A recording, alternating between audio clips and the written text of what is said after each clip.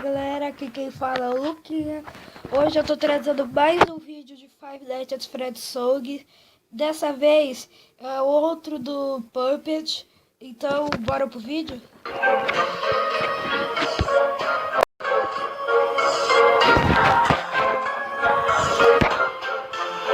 que eu estava pensando, estava tão distraída. Agora só estou amaldiçoada. Com toda essa culpa e tristeza me assombrando pra sempre, eu sinto que estou à beira de um penhasco. Não sei o que estou buscando. Estou presa em um paradoxo e quero sair. Queria achar a solução pra tudo isso que eu ouvi. Me sinto como uma marionete.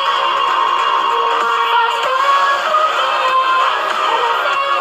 vejo o que parece monstro que por trás dessa dança. Enquanto eu sei até onde eu continuei tentando vestir esse som da insanidade.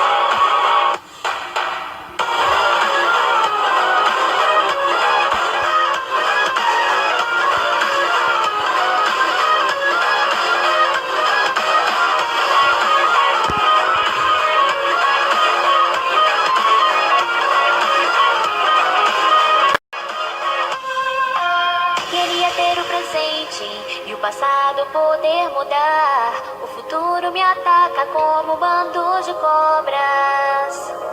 Seus olhos, seu sorriso lindo é do que ainda me lembro. Memórias que me causam tanta angústia. Uma justificativa de algo injustificável, incompreensível e apavorante.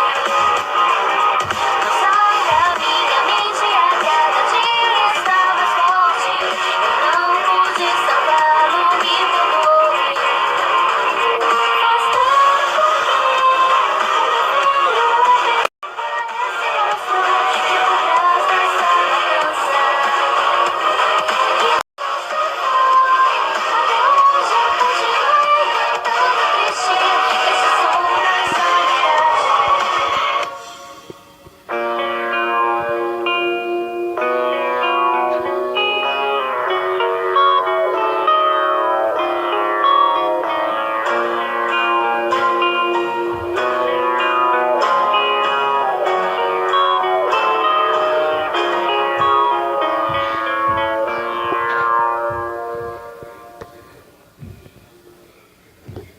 Então galera, esse daí foi legal, muito legal. Então gente, se gostaram do vídeo, deixe seu like, se inscreva no canal.